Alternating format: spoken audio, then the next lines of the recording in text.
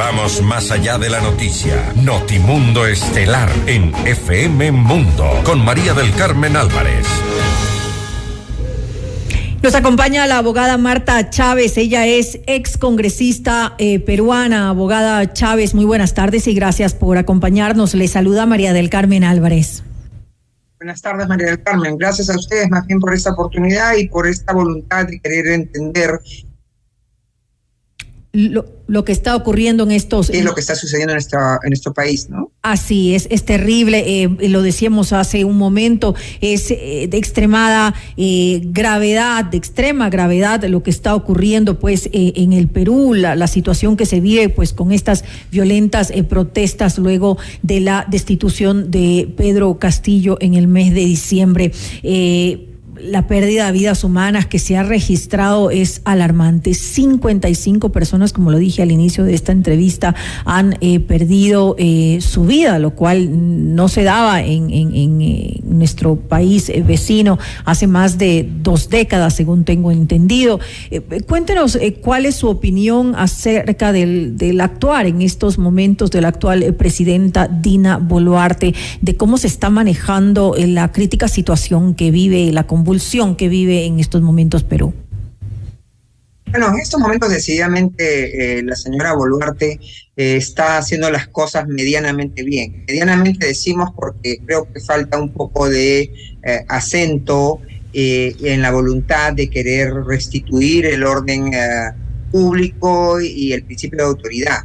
Decididamente estamos bajo la amenaza, el ataque de organizaciones violentistas, si no terroristas, porque hacen actos de terrorismo, porque querer atemorizar a toda una ciudad con actos de violencia, pretender destruir con inclusive armas hechizas, con elementos explosivos, centros de trabajo, prenderle fuego a oficinas públicas y a centros de trabajo privados, son actos de terrorismo, decididamente, ¿no? Entonces, el Perú tuvo un proceso de terrorismo en los años 80 e inicios de los años 90, y logramos controlar esa situación, y se puso en la cárcel al 90% de la dirigencia y a mucha dirigencia media y diríamos elementos de menor importancia de esas organizaciones criminales, Sendero Luminoso principalmente y el MRTA.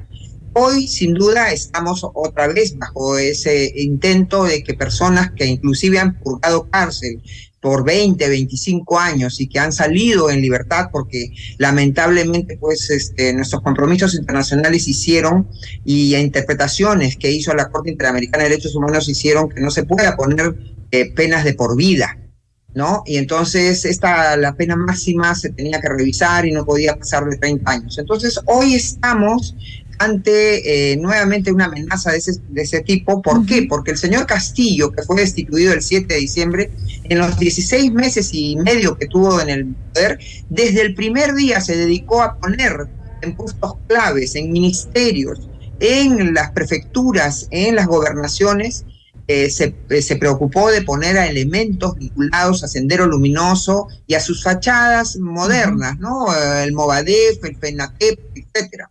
Y entonces ha sembrado esta violencia, a los actores de esa violencia, y desde que fue destituido ellos han puesto en marcha este plan. Además tiene, María del Carmen, raíces extranjeras, porque hay un protagonismo muy claro del Foro de Sao Paulo y un protagonismo intenso del señor Evo Morales, que no es el expresidente de Bolivia, es un elemento del narcotráfico internacional, es un elemento de una organización criminal, y entonces ya tiene prohibido el ingreso al Perú, pero ya tiene sembrados también a personas, inclusive que se manejan de nacionalidad boliviana, que ingresan al Perú por la frontera, y de peruanos también que salen hacia Bolivia. Entonces, esta es una confabulación internacional contra nuestro país, pero déjeme decirle, María del Carmen, que lo que se llamaba la toma de Lima, que se iba a producir el día de ayer, que además recuerda las frases con que Sendero Luminoso amenazaba también tomar Lima,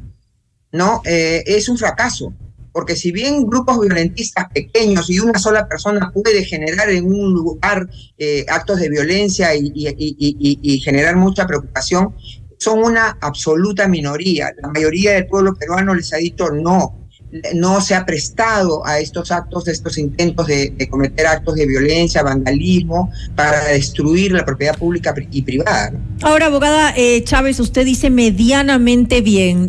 La parte de bien, me imagino que es por lo que, cómo se está controlando de alguna manera estas manifestaciones que se dan con violencia. Pero, ¿qué es lo que a usted le parece que no está siendo bien manejado en estos momentos por parte de la actual presidenta? Gracias por la pregunta, en verdad, porque podía haberse tomado medidas mucho más radicales. Lima, por ejemplo, desde el día 15 de enero ha sido declarada en situación de emergencia, que son dos figuras, la situación de emergencia y el estado de sitio, que son dos figuras que la Constitución peruana le permite al presidente de la República cuando hay actos de violencia y de perturbación del orden público y privado, amenaza a la vida de las personas.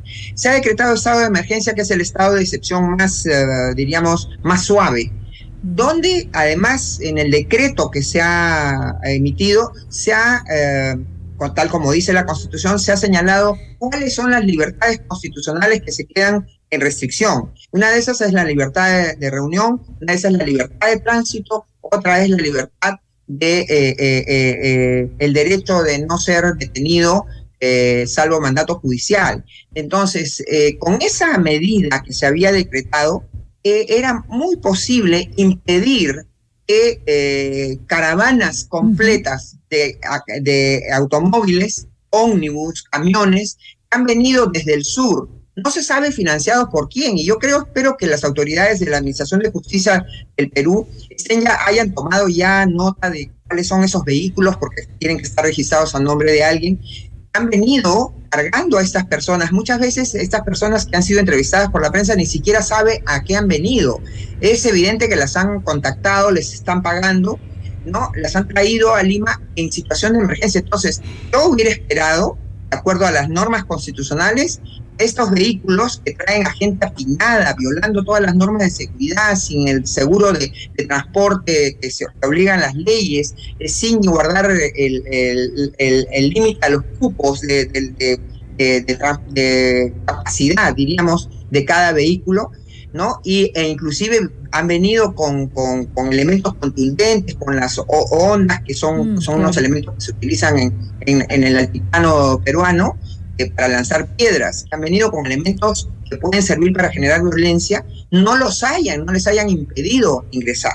Y yo creo que esa es una debilidad, ¿no? Otra debilidad es no haber custodiado con las Fuerzas Armadas lo que se llaman activos estratégicos nacionales, que deben ser custodiados así, de manera privilegiada, como son los aeropuertos. Claro.